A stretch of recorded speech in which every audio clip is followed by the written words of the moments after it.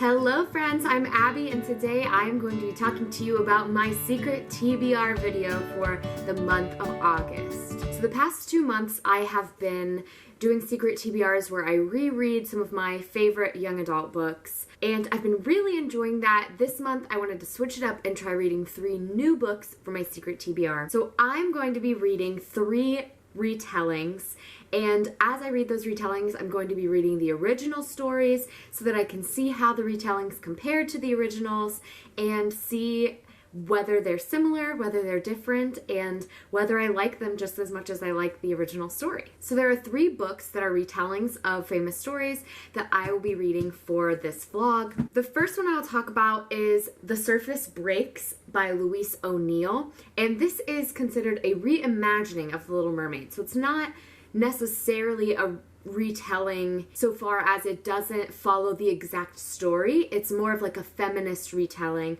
or a reimagining of the book. And this is considered a dark young adult fantasy that focuses on the mermaid Gaia, who is trying to escape her oppressive father.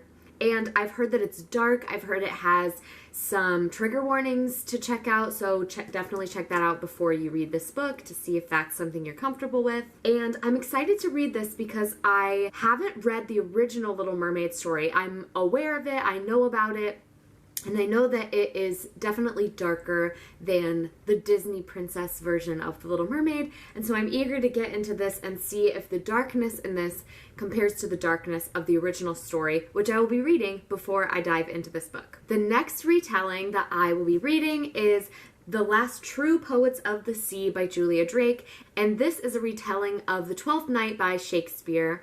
I read that in college. I will be rereading it again before diving into this. But this is a story about Violet and her younger brother Sam and their great-great-great-grandmother who survived a shipwreck many years ago. And when she survived, she made it onto Lyric, Maine, and started her family there, fell in love, and that's kind of the origin story of Violet's family. Now, Sam, Violet's brother, attempts suicide and is sent to a rehabilitation center, and Violet is sent to Lyric, Maine because she's been starting to act out. And so it's essentially a story about family. Violet decides she wants to try to discover the shipwreck and connect some history from her family, and it's also about reconnecting with her brother and kind of mental health, all of those aspects, as well as including a female-female romance. So I'm very excited about this. I can already tell just by the plot that there will be some similar themes and some similar ideas, especially considering a shipwreck and a brother and sister trying to find each other, the sister being sent to this land that she has some kind of connection to try to like reconnect with her family. It's another young adult story, so I'm eager to see how a young adult contemporary romance plays into a Shakespeare comedy. So we'll see. The last one, maybe the retelling I'm most excited for, is Spinning Silver by Naomi Novik, and this is a Rumplestiltskin retelling. I do have a copy of Rumplestiltskin in one of my fairy tale books. I don't remember which one it's in. It might be a Grimm's fairy tale. I think it's a Grimm's fairy tale. So I'm going to be reading Rumplestiltskin because I've never actually read the story of Rumplestiltskin, but this is an adult fantasy novel. This story is about Miriam, whose father is unable to collect his debts, and so the family is living in poverty right now. She decides to take matters into her own hands and go out and collect what is owed to them, and she kind of gains this reputation for being able to turn silver into gold. And when that reputation reaches some big people, it causes some problems for Miriam, and it starts a whole adventure. I've just heard so many good things about this, and some of my favorite booktubers absolutely loved this story, so I'm really excited to get into it, especially because one of my goals for this year was to read more adult fantasy. So I am really excited to get into these books and find out how I feel about them. I'm also excited to read some of the original stories. I have, as I mentioned, read Twelfth Night before, but I haven't read The Little Mermaid or Rumpelstiltskin, so I'm eager to get into some of those classic stories that I missed throughout the years, as well as read some of these reimaginings and retellings to see how I feel. So I'll be taking you guys along throughout the month as I read these stories to see what happens, how I feel about them. Hopefully there won't be too many spoilers. I'm going to try to keep this as spoiler-free as possible, but I will be making ties between what happens in the stories I'm reading and the stories from the original versions. So if you are unfamiliar with the stories of The Little Mermaid, Rumplestiltskin, or The Twelfth Night, feel free to check those out before I read these retellings so that nothing is too big of a spoiler for you, and so you can follow along with me as I'm exploring these ideas myself. So thank you all for coming along on this journey. I will see you next time when I have read some of the stories. Okay, I finished Twelfth Night by William Shakespeare, and I read it so that I can jump right into The Last True Poets of the Sea. But just to give you some of my thoughts on Twelfth Night, as I mentioned before, I have read it already. So this was a reread for me, and I really enjoyed it. I love Shakespeare. Delving into his use of language and kind of play on society and all these characters who are like not following traditional paths, and I just think it's so funny. Like, I think Shakespeare can be really hard to understand at times, but if you know what is being said in the conversations and you are like delving into the language and the communication, it's so funny. And so I really enjoyed it. For those of you who don't know, Twelfth Night is about essentially a love triangle between Viola, Orsino, and Olivia, and then Cesario, who is really Viola. And so what happens is after her brother, Viola and her brother get into a shipwreck, she dresses up like a man to try to get some work in Count Orsino's house. And so while she's dressed up as a man, she falls in love with Count Orsino, and Orsino is in love with Olivia, and he sends who he thinks is Cesario to give love letters to Olivia, but Olivia falls in love with Cesario, thinking that Cesario is a man. It's actually Viola. And so then it becomes this whole love triangle where one of them is dressed as a man. So it is a funny love triangle story. It's all about those interactions and those relationships. It is a comedy. And this whole time, Viola thinks that her brother is dead. So there is that element on top because they both are shipwrecked and she assumes that he's died in this wreck. So that's like an additional aspect of it. But I loved it. It was great. I'm eager to get to The Last True Poets of the Sea to see how it connects to Twelfth Night and whether I like it as much as I like the original Shakespeare story. Good morning, good morning. It's great to stay up late. Good morning to you. Oh, bugs. Okay, so I am having a great morning. It is beautiful weather today. It's sunny, but it's kind of cool. It's my favorite, like, transitioning into fall weather. I'm really hopeful that it sticks around because last year we got absolutely no fall at all, and it was a real big bummer for me. I realize that it is only the second week of August and that technically it's still summer, but I'm ready for fall. Anyone else ready for fall? Just me? So yesterday I read about 100 pages, I think it's 111 pages. Yep, so 111 pages of The Last True Poets of the Sea, and that first 100 pages is the first part of the book. Part 1 is called Wreck, and then part 2 is called Search. So part 1 is about the first 100 pages. I am really enjoying it so far. I love that Violet, who is our main character, is she's not the ideal protagonist. Like, she is not, like, she has flaws, you know. She's gone through some stuff, she's going through some stuff, and she is swearing off of dating people. She is trying to stop drinking, which she is, I think, 17 in the book. So she's trying to just kind of get herself together and find out who she is. Before the start of this book, she was acting out and trying to be seen and trying to be heard, and now she's kind of focusing on reining that back in and learning how to love herself rather than seeking that from somewhere else. So I'm really enjoying that aspect of the book. The writing is kind of very young adult right now. I'm enjoying it. That's not a negative thing, but it is reading very much like a young adult novel. So in terms of the retelling aspects, of it. I thought, which I think that with retellings, you get a little bit of wiggle room in terms of how closely it aligns to the original story, as well as what aspects of the book align to the original story. So I thought that this was essentially a retelling with just Violet, and I do see a lot of her story connecting back to the original 12th Night story.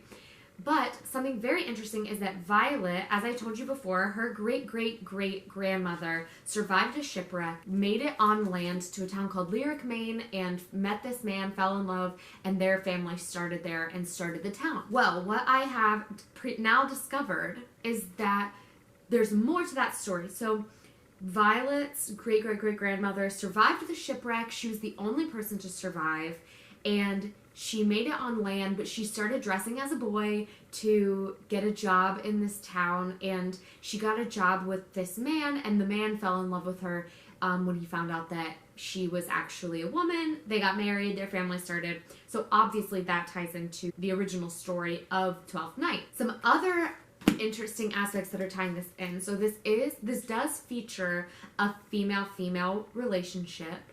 And Violet, who is kind of... So there's Violet and her brother, who are Viola and her brother in the story.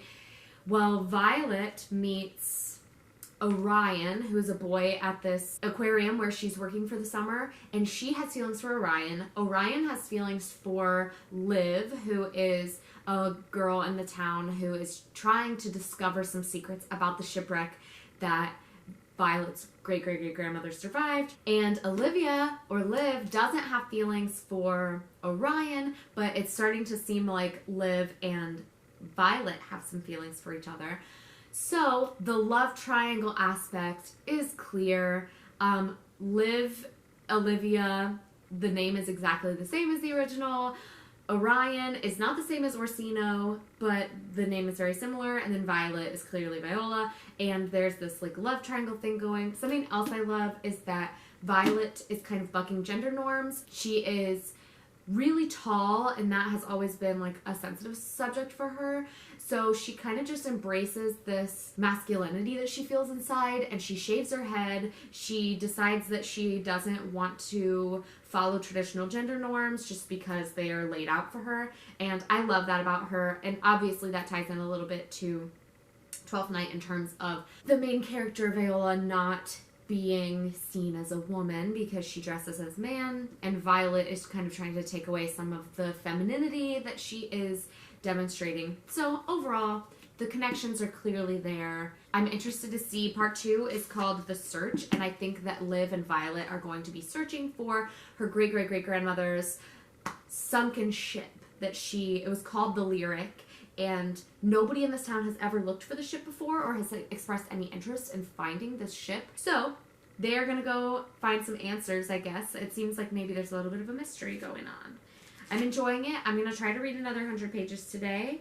I have a lot of meetings today. That's my biggest problem, is that today and tomorrow, which I'm still going to try to read as much as possible, but I have cumulatively 8 meetings to go to between today and tomorrow. So hopefully I can get quite a bit of reading done. Hopefully I can read 100 more pages of The Last True Poets of the Sea. I've also fallen into the habit of reading multiple books at once, so I am a little stressed about the number of books that I'm reading right now and I need to finish. But I am feeling good. I'm enjoying the book. That's the goal of this video, is me talking about The Last True Poets of the Sea and other retellings. So I will update you later with my thoughts on the book and on how it compares to Twelfth Night.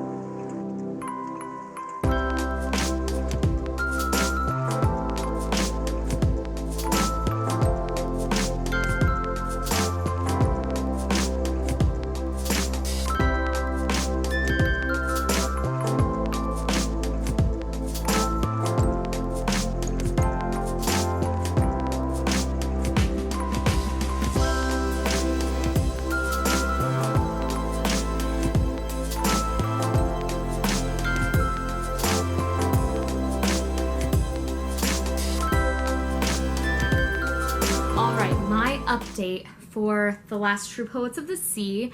I have now read exactly 200 pages, and I'm enjoying the book so far. It's definitely like delving into more conversations about mental health and like self-discovery and finding your own path than I expected it to. I thought it was going to be more of a romance and more of like an adventure story. I thought it was going to be like a searching for the shipwreck and falling in love along the way story, but it's bringing up conversations about sexuality, about gender, about mental health especially is the biggest one. And it's been mentioned a couple times throughout the book that some of Violet's ancestors have had some mental health struggles as well, but they call it bouts of sadness. And so I see that, I feel like that's going to come back around and be part of the conversation as well, kind of this idea that mental health is something that can be passed down. It is hereditary. So I do really enjoy that about this book. Violet has had a couple of experiences with panic attacks and mental health in terms of that and some like dissociative disorder type stuff. And like I said, the premise of the book starts with Violet's brother attempting suicide, so he clearly has some mental health struggles as well. And so just the discussions that this book is bringing up about mental health, I'm really, really enjoying. I'm also really loving the discussions on sexuality. As I mentioned before, Violet is, trying to find her own way, and she shaved her head. She's kind of like trying to figure out if she is someone who wears black all the time or someone who wants to wear bright colors and is just reinventing herself, basically. And I'm really, really enjoying that aspect of it as well. The love triangle is starting to become more clear. It is starting to become more of part of the plot, but I see that this is going to be more of a family-focused story, which I don't mind. I just didn't know what to expect, I guess, when I went into it. In terms of how the last 100 pages have connected to Twelfth Night, I think the theming is very clearly connected. Mistaken identity, identity in general, gender discussions. And something I'm really loving about the book is that the main character, Violet, was on Broadway when she was a child. So she lives in New York, she's spending the summer in Maine, and she was on Broadway when she was younger. So there's like a theatrical element that is being brought into it. They're talking a lot about theater, which of course for me is really right up my alley, but I also love that tie into the origin story of this story. They don't talk about Shakespeare specifically, but there are a lot of theater references and theater society references that I just am really enjoying, and I can tell were intentional nods toward Twelfth Night and toward Shakespeare in general. Overall, it's going really well.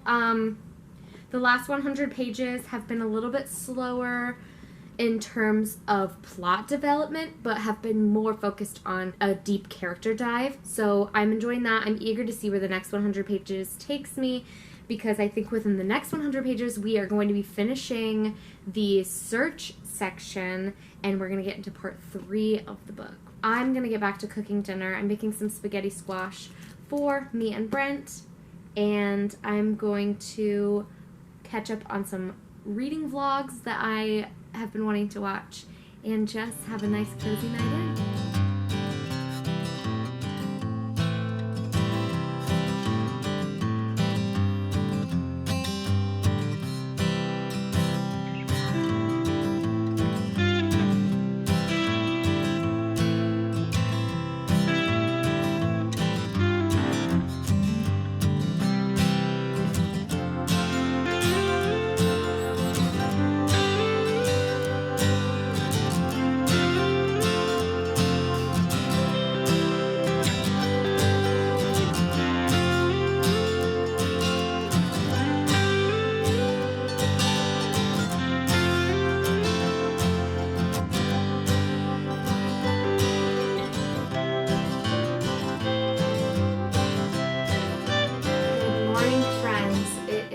Dreary day today, and I have a lot of meetings coming up. I have 4 meetings today, and then I am going to make a trip to the library because I have to return some books, pick up some books. But I did get to spend a little bit of time outside on the patio this morning reading my book, and enjoying the weather before it started raining, because it's definitely gonna storm all day today. It's nice and like foggy right now, and that like feels really nice outside, but it does feel like it's gonna storm, which is great for reading weather, but I also have to get work done today and go to a couple meetings. I read another 100 pages of The Last True Poets of the Sea, and it's really good. It definitely is more steamy than I expected a young adult contemporary to be. I don't expect like steamy descriptions to be happening in the books that I'm reading when they're young adult, but I guess I just haven't been reading a lot of young adult contemporary stories, because the past few that I've read have actually been really steamy, so I don't know, but it's definitely like very tense, a little bit steamy. I'm really enjoying the discussions about kind of sex positivity and not judging the other characters in the book for their sexual preferences and their sexual choices. I also am really enjoying the discussions on mental health still.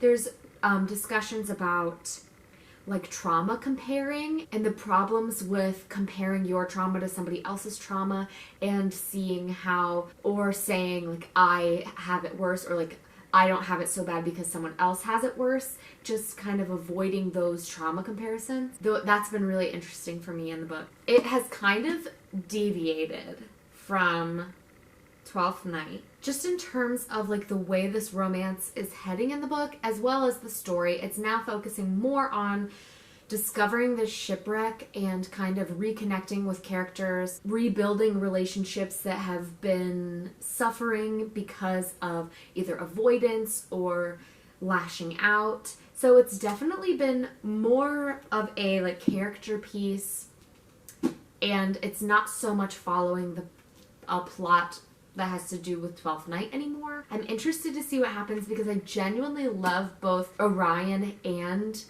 Olivia, or Liv, as romantic interests. So I'm not sure what is going to happen, because Violet is very open about being, she doesn't specify her sexuality, but she says like boys, girls, anything. So she's very open about that, whereas Orion doesn't know Violet's sexual orientation or sexuality preferences, and Liv is still like figuring out how she feels. So there are just a lot of really interesting discussions in this book to be had, especially for a young adult book. So I'm going to try to finish this today. I only have about 90 pages left.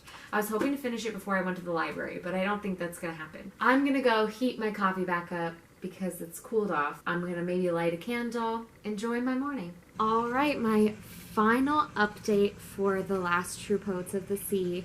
I finished it and I really enjoyed it. I haven't thought about what my rating is going to be yet. It's definitely not like my favorite of all time, but I think that it had some good conversations that I think are important to put in young adult novels. Some of those being the normalization of attending therapy and getting mental health assistance, how it is okay to ask for help when something doesn't seem right. So Violet has, a difficult conversation with her mom about anxiety and panic attacks. She has to have difficult conversations with her brother Sam about suicide, and just conversations with her family about attending therapy together and attending therapy separately. Just some really good discussions to have. Additionally, the author does a great job of not wrapping everything up like really tidily. There are definitely some young adult books that I think put a pretty bow at the end where it's like, great, and now all our problems are solved. But this book did a great job of talking about how life is messy, love is messy, mental health is messy, and there's not an easy solution to things. It can take a really long time and a lot of mistakes and a lot of effort to work on some of these issues and to repair relationships, find the right answers for you, and so I really enjoyed that. I also love there was a conversation brought in about coming out and identifying or putting a label on your sexuality, and how some people that's not for them, and other people it can be really harmful to be outed before they're ready, and even when they are ready, they may not have the support that they need or that other people are getting when they come out. And so those conversations were just really great to see in a young adult book, and I really enjoyed it. Overall, I think that it was a great story. I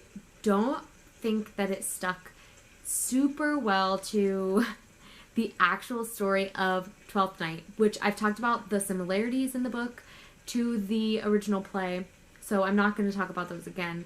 But I think that past those similarities I've also mentioned and some of the theming around that, I don't think that there are a ton of similarities story-wise. So, overall, I enjoyed it. I don't really have anything negative to say about it. It was just a good book. I am going to move on to the next retelling, which I think is going to be Spinning Silver by Naomi Novik. And before I read this, I'm going to read the fairy tale Rumplestiltskin so that I have a better idea of what the retelling will be like. Hi! It has been, I'm not going to tell you how long it's been. It's not the next day, I can tell you that. I read a couple books in between the books I was planning to read, mostly just because I felt like it. I'm what I like to call a mood reader, so sometimes I'm just not feeling the books that I like planned on reading, and so I gotta switch it up. I also had some other things come up, like my In Real Life book club. I had to finish the book for that so that I could be prepared for my book club meeting, and just some other things came up that I needed to read, other library books that became available and were going to be due earlier than the ones I had. So I am now getting back into reading some retelling stories. I did today read Rumplestiltskin in preparation for reading Spinning Silver. I had never read Rumplestiltskin before, and it was very short. It was only 3 pages in my Grimm's Fairy Tales book. I'm hoping that it's the whole story. I didn't look it up. I'm just going to say it's the whole story because I don't want to read something longer. But essentially, Rumplestiltskin is this tale about a miller's daughter. I think it was a miller, I don't remember, whose dad wanted her to marry this king, and so in order to get the king to marry her, he tells the king that his daughter can turn straw into gold. The king takes the girl and locks her in this room and says, if you can turn this straw into gold, then I'll believe you and I will marry you. The girl starts crying, and this man comes in and says, I can turn straw to gold. What will you give me for it? And this happens 3 times. The first time she gives a necklace. The second time the king asks her to do it again, she gives him her ring. And the third time she says she has nothing else to give him. All she had in the world was that ring and that necklace. And so this man says, okay, I'll do it, because the king wanted like a very extreme amount of straw turned to gold. And he says, I'll do it, but you have to promise me your firstborn child. She agrees to it, and then he does it. Many years go by. The girl marries the king, becomes the queen. She has a baby, and the man comes back to reclaim the child, and the woman is heartbroken and doesn't want him to take her child. And so he says, if you can guess my name in 3 days, I will not take your baby. You can keep the baby, and our deal will be complete. And so that's the premise of the story. She has to figure out that his name is Rumpelstiltskin. As I said, the story was only 3 pages long. I won't tell you how the little short story ends, so I can now see the connections that might potentially be there. So I did already finish 2 books today, and then I read the story of Rumpelstiltskin. So I'll probably not start reading Spinning Silver today, but I think what I am going to do is tab the book and break it up every 100 pages. I haven't done this before. I don't normally do this, but I am participating in Summerween, which is taking place a week from yesterday, and it is the readathon hosted by Gabby Reads and Olivia Reads a Latte, and I'm planning on reading 5 books. And so Spinning Silver doesn't fit in my reading plans for next week. So I want to try to finish Spinning Silver by the end of this week or by Sunday, and in order to do that, I need to read about 94 pages a day. So I'm going to tab it so that I can kind of set daily goals for myself and say by the end of today I need to be here. I could just remember the pages, it's close enough to 100, but I think having the physical tabs in the book will inspire me to read more because I will be able to see physically how far I am. As I said, I probably won't update you anymore today because I don't plan on reading the book, but I will probably update you tomorrow because I will hopefully have read 100 pages at the end of tomorrow.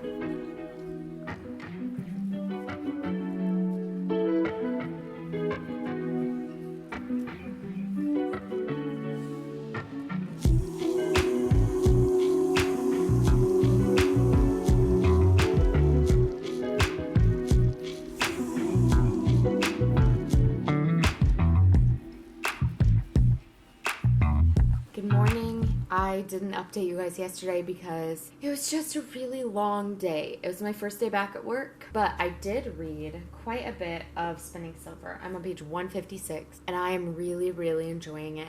It's following 3 different perspectives, 3 different women, actually, and I will say that it's a little hard at the beginning because it's all told in first person, so at each chapter, it takes me a second to figure out who is talking, especially at the beginning. But now that like the 3 of them have such different lives and such different things happening, it is much more clear who is saying what and who's talking at the very beginning of the chapter. In terms of how this is connecting to Rumplestiltskin, there are lots of ways. The first being that the main character, Miriam, essentially a brag is made that she can turn silver into gold because she is just really smart with money. And there is kind of like, they're called Starics. They're these like ice people who live in the woods, and there's the Lord of the Ice People who is kind of like the guy in charge of the forest where they live. He comes and brings her silver and says, turn this to gold, you have 3 days. And he does it 3 times, and he says, if you by the 3rd time have turned it to gold, then you will be my queen. So that's very, like, parallel to Rumpelstiltskin. And this main Ice Lord guy, nobody knows his name, and he's made it very clear, like, don't ask me my name. I'm not going to tell you. I will never tell you my name. So that's interesting. Yeah, there's just a lot of parallels. There's a lot of magic in this, which I'm really enjoying. A lot of elemental magic. So, like I said, there's the ice people, and then there is, you know, some fire magic going on. It's just really cool. I don't have a lot else to say other than I'm really enjoying it. I'm going pretty quickly, and it's filled with magic and some Rumpelstiltskin vibes. So, I mean, clearly Rumpelstiltskin was only 3 pages long, so I feel like the similarities are going to end soon, but it's doing a good job so far. I am home from work, and I have gotten to page 222 in Spinning Silver, and I'm really enjoying it. I kind of wish that I had waited to read this until wintertime because it has very, like, Chronicles of Narnia, like, snowy atmosphere, cold elements, that kind of vibe, and I kind of just wish I was, like, cozied up under a nice warm blanket and having a cup of hot chocolate. I know I can still do that, but I kind of wish that I had waited until it was cold outside. But I am really enjoying it. Something that I noticed, a connection to the original story. So in the story of Rumpelstiltskin, the number 3 is like a very prominent element. The king asks the maiden to change the straw to gold 3 times. And 3 times Rumpelstiltskin comes to help her. Then Rumpelstiltskin gives her 3 chances to guess his name. 3 days, basically. That element of 3 is also very prevalent in Spinning Silver, like that symbolism. We've seen multiple times that people have given other people 3 days to complete a task. There are 3 points of views, 3 perspectives. There are 3 like storerooms full of gold or full of silver that need to be turned to gold. The number 3 is everywhere. It's all coming in patterns of 3. So I'm really, really enjoying that and seeing that like connection coming back from the original story. We have gotten a new perspective, a new narrator, and that is Stepan. So I don't know that I've actually like officially introduced the characters. Miriam is the moneylender's daughter. I've talked about her. Wanda is the daughter of like a goat farmer in the town, and she has been helping Miriam's family and like has kind of been taking over some of the money lending duties so that Miriam can add on to her job.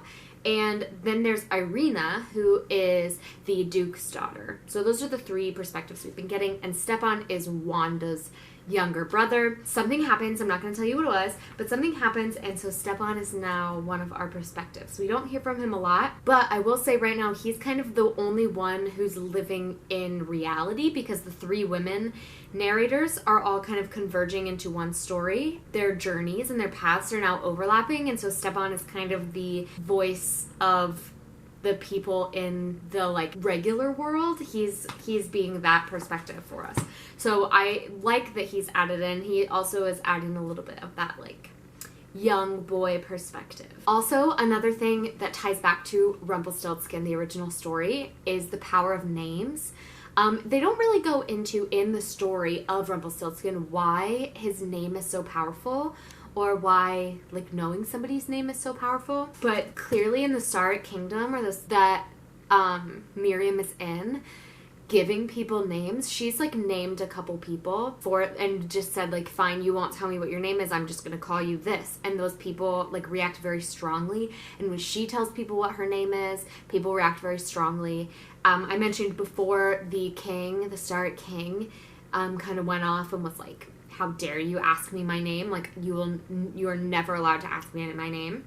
Oh, that's one of the other power of three things, is that Miriam made this agreement with the king that every day she's allowed to ask him 3 questions. Speaking of the king, there are 2 men in this book, both of which, as I mentioned, have some kind of elemental power. So there's like one who is like fiery and one who is the king of ice, essentially. There's like a very serious hatred going on, and I'm kind of hoping that at least one of them turns into a hate to love trope. So far there hasn't been any romance, but they hate each other so much that the tension is there. I kind of want a steamy romance where they absolutely despise each other and then end up finding love. Quick update, I don't have a lot to share about Spinning Silver because I don't want to give you guys any spoilers, but it is getting very interesting. There is another new perspective that we're seeing in the book now. I am about 300 pages in. We're now seeing Irina's, she was her like nanny, she like raised her kind of, and so now we are seeing her perspective. And overall it's just a kind of atmospheric fantasy. It's not as exciting and like action-packed as I expected it to be, because we're now over halfway, and I feel like the beginning really went, like there was so much that happened in like the first 150 pages, and then the last 150 pages have been kind of slower and more like atmospheric and more finding the connections between the stories. I'm gonna get back to reading because Summerween starts on Monday, and I really wanted to have this read by this weekend, but I don't know how much time I'm gonna have to read, and I have a little less than 200 pages left. I don't know how much time I'll have to read this weekend, but that's okay. I'm gonna keep reading now and see how far I can get. Hello! It is Sunday evening. I just reached page 400 of Spinning Silver. I have the house to myself tonight, so I'm planning to just keep reading, but I'm gonna be really honest with you guys. I'm kind of in a slump. I'm feeling very slumpy recently. I've been really overwhelmed with trying to balance things again. Now that I'm back at work and things are back to normal now, like I have evening commitments. I mean, they're not back to normal. There's obviously still a pandemic, and the kids at my school aren't in person, they're at home. So it's like I'm not fully back to where I was before, but even just this step of going from 5 months of not doing anything and not having to really have any commitments or obligations to back to a 40-hour work week and evening obligations on top of that, and still trying to do the things that bring me joy, like hanging out with my husband and reading books, has really just been overwhelming. I am just feeling very slumpy and very down, and I had to really push myself to read in the past day or two. I'm gonna keep reading this tonight, but I'm afraid my slumpy mood is altering how I feel about books and how I feel about logging my experiences. I just wanted to come and let you know that I am okay. I am just feeling a little slumpy, and hopefully I can find a good lifestyle balance. Back to this book. I'm really enjoying it. It feels like one of those books where new things are happening all the time, and it just keeps, like, every time I think this is the big climax of the book, it's not. And every time things get intense, it's like, oh wait, but there's still more coming. I will say one of the characters, so we've added 2 new perspectives, 2 new POVs into this story since I last updated you. Now we've added on Magreta, and we've added on Mernacious, who is the Tsar, who is kind of like one of our villain characters. So we've added him in there, and that is adding so much interesting stuff. And it also, they are added so late into the story that I'm wondering if we're going to get other POVs as we go. I didn't expect additional POVs as we were reading, and so I'm really liking getting to see other people's perspectives. I also am loving, there's like a huge emphasis on paying back your debts, and that seems kind of obvious because the main character, Miriam, is a moneylender, and she starts her whole journey by getting people to repay their literal debts that they owe her family. Like, the Stark King is very clear about, like, I don't owe you anything, so I'm not gonna do it just to be kind. Like, he only does things because he owes them. So just the idea that people in this world are doing things for a purpose, but then our main characters, like our main POVs, are doing things because they're kind people. And it's really just making me think about humanity and how selfish people can be. Like, well, why would I do that? They didn't do anything to me, or they don't owe me anything, or they never did anything nice for me. And that's kind of what these characters are facing in this story. I'm gonna go back to reading and do some more self-care type stuff to make sure that I'm feeling 100% before I go to work tomorrow morning. Tomorrow's just like professional development day, so I don't have to counsel kids tomorrow, but I want to still be at my best, at my peak performance.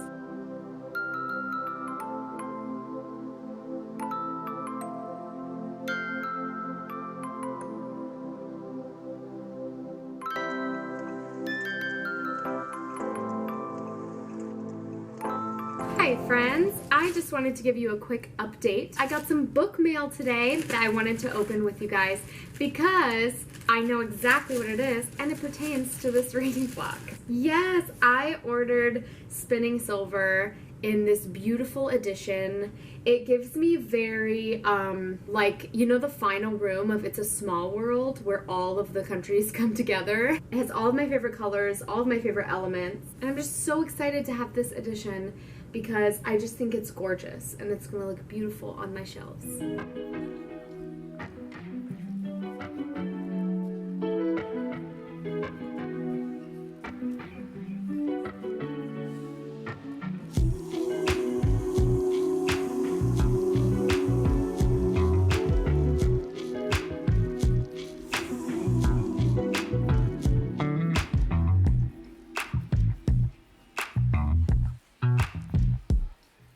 I have my pumpkin cold brew. I am enjoying this beautiful, absolutely perfect Friday afternoon. It's absolutely gorgeous outside, and what better time for me to talk to you about The Little Mermaid and The Surface Breaks, which is The Little Mermaid retelling. I read The Little Mermaid. It was so much sweeter and like much more of a full story than I expected it to be. I knew the basics of The Little Mermaid story. I knew that it was not going to end the way the Disney story does. I knew it was much more tragic than the original Disney story that I know. So the original Little Mermaid story, in case you didn't know, it's the story about a mermaid, and she wants to have an immortal soul because essentially the rules of this universe is that mermaids live for 300 years and then dissolve into sea foam, but they don't get an immortal soul. Whereas humans live a shorter amount of time, but they have an immortal soul. So she decides that she wants to become a human so that she can have an immortal soul. And the sea witch that she visits says, yeah, I'll give you legs. You can become a human, but you have to get this human man to fall in love with you in this like certain amount of time. And if you don't do that, then you'll turn into sea foam. And she makes the typical arrangement that we all know from The Little Mermaid. She gives up her voice.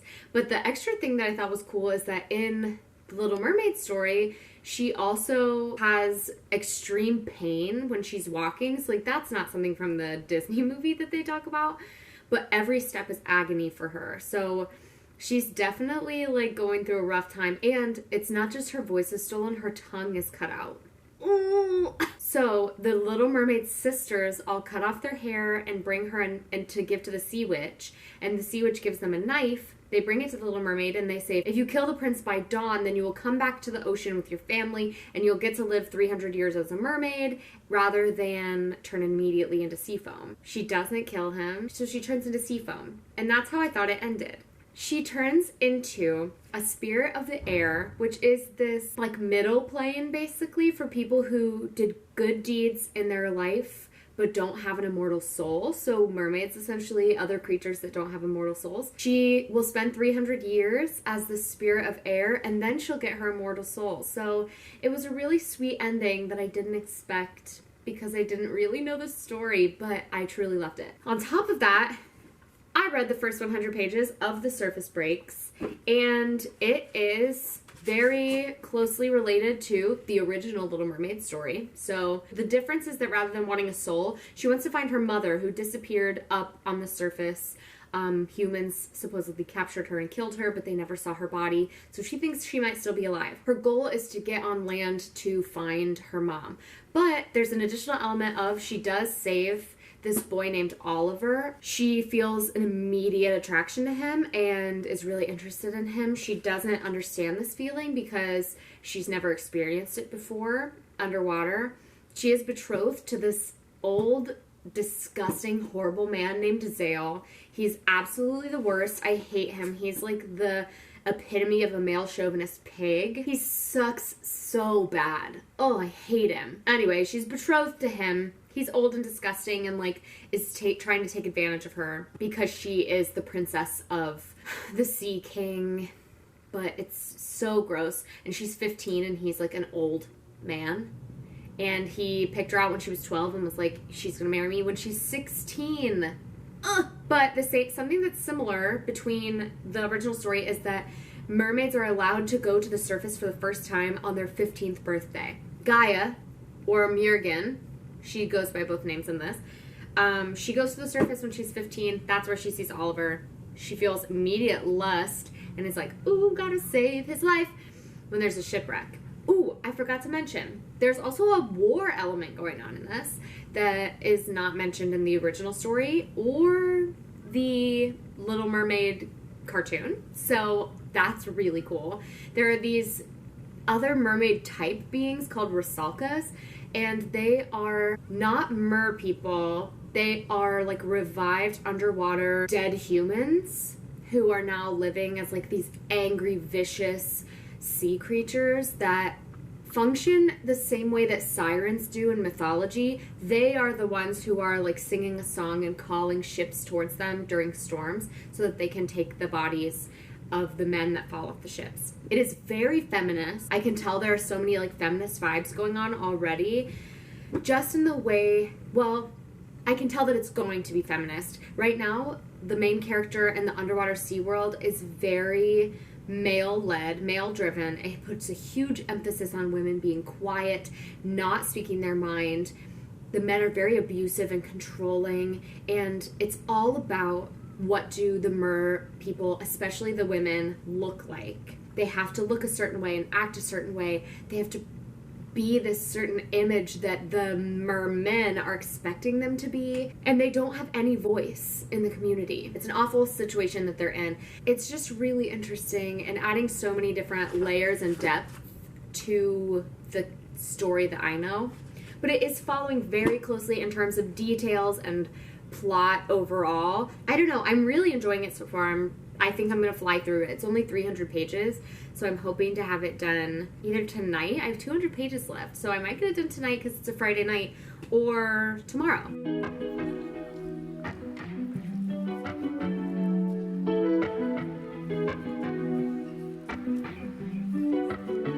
Alright everyone, I didn't give you a reading update for the Surface Breaks, but this is going to be my final wrap-up, so I'll tell you a little bit about my thoughts about that first. So I did finish The Surface Breaks by Louise O'Neill. It did actually follow very closely to the original story by Hans Christian Andersen, and I thought that was really cool because I kind of knew what was going to happen, but I didn't. Like, it was definitely different enough that I enjoyed reading the story on top of reading the original story. This is essentially what it's marketed as, a reimagining of The Little Mermaid from a feminist perspective. I've seen a lot of reviews that say they didn't like it because the main character Gaia doesn't become a feminist until the very end of the book, but I disagree. I think that she doesn't stand up and take a whole lot of action until the end of the book, which makes sense because if you're following along with the regular story, the original story, if you're doing a feminist retelling of that, other than changing the entire story, it would be hard to have her be a feminist the whole time, because essentially the whole story of The Little Mermaid is that she gives up some of the most essential parts of herself to fall in love with a man and to get a man to fall in love with her.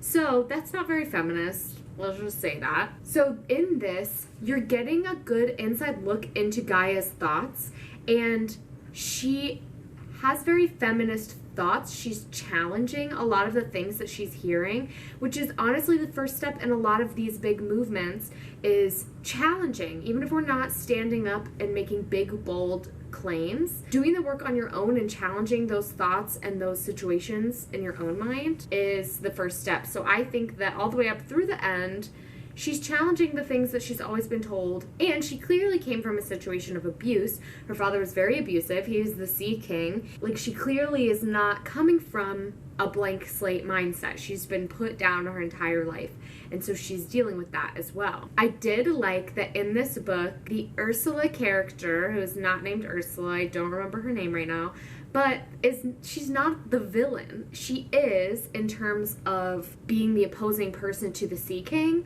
but she's not like a villainous character. She holds true to her promise. She does make kind of some black magic deals, and it does involve some gruesome aspects, but rather than that being her whole shtick, is that her goal is to, like, ruin the Little Mermaid's life to get back at the Sea King. She truly wants to help, and the Ursula character is the feminist voice in this book all the way up through the end, and she is the catalyst for the feminist retelling.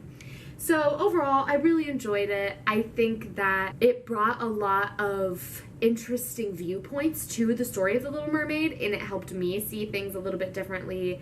Just comparing the two stories, like how non-feminist the original Little Mermaid is. It was just very interesting. Essentially, in this idea of like not being allowed to be true to yourself, and like women having to be beautiful and quiet and a size 2 and marrying a powerful man so that they can move up in the world. Like, that's the mindset of this. I will say I did really like the ending and the way that the rebirth was handled.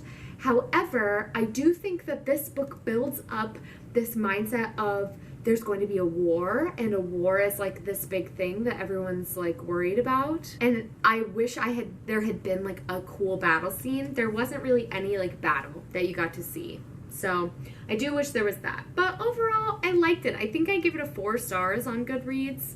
So it was pretty enjoyable, and it had like so many quotes that I would just read out loud to Brent and say like, oh my gosh, this book is absolutely calling out our society, and I loved that. So it was great. I truly enjoyed it.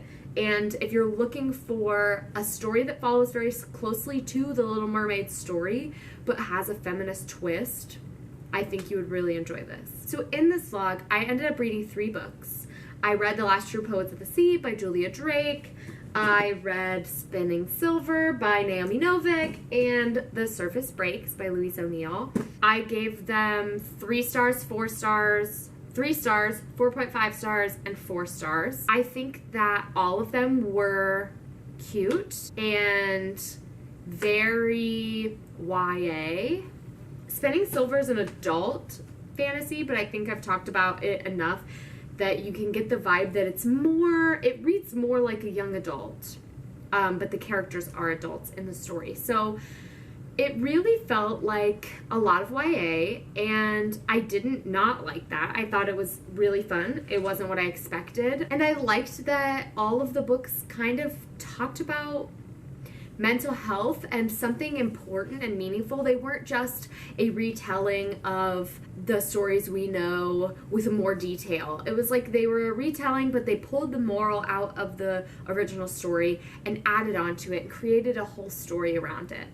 I truly think that it was a great month of reading retellings, and that all of them added something to my life, even if they weren't my favorite books or they didn't leave a lasting impact necessarily story-wise. I think that the retelling aspects of them were interesting and impactful. I have recently been seeing more and more retellings pop up, so I think I'm going to do this again and read some more retellings because they're everywhere. You would be surprised how many books are retellings of famous stories. So I think that maybe I'll try this again sometime to read some new retelling books. That is going to be all for me today and in this vlog. Thank you so much for watching. Please comment down below if you've read any of these books, or if you're going to, or if you've read the original stories. I had never read Rumplestiltskin or The Little Mermaid, so it's great to get to read those. Please like, comment, subscribe, share this with anyone you think would enjoy it, and I will see you all next time.